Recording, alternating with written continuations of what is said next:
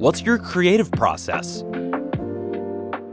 My creative process is, for the most part, I just kind of come home from work and walk down into the basement. I have this whole live setup down there with microphones and amplifiers. Just plug in and I can choose whatever effects that I want on either my voice or my guitar and just kind of feel through the darkness, just see what happens. When I sit down to write, I'll just sit on my living room couch with my acoustic guitar and maybe my notes app on my phone or a sticky note with a pen and just kind of play through some chords until I find a melody, and I'll just start writing lyrics from there, whatever comes into my head. I'm not super picky about it. What works, works, and what doesn't work, doesn't. What made you choose the songs you're playing today? What made me choose those songs that I played?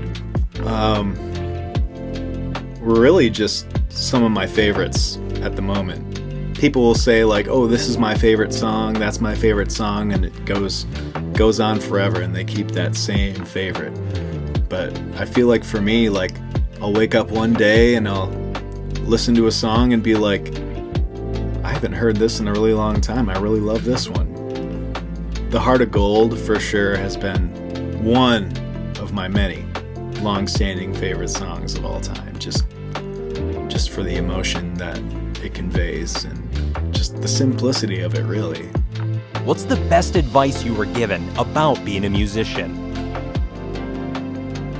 Just to do it, just to have fun with it. There was a time when I was really, really into harmonica, which I still kind of am. I went to this local show at Founders Brewing, and there was a harmonica player in the band. And I waited until they were done with their set, just so I could go up and talk to them to see if I could get some kind of gold nugget piece of advice that would help me in my learning process. And the guy just said, just have fun with it. That's why you're doing it, right? That sticks to me to this day, for sure. What's the biggest struggle about being a musician?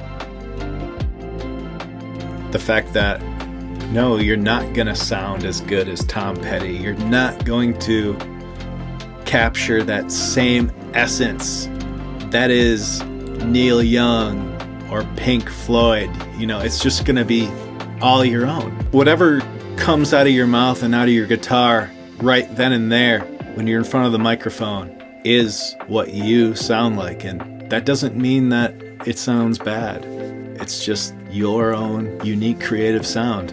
And you just have to learn how to accept that and build from it eventually. But just know that you shouldn't compare yourself to anyone. That'll only strike you down.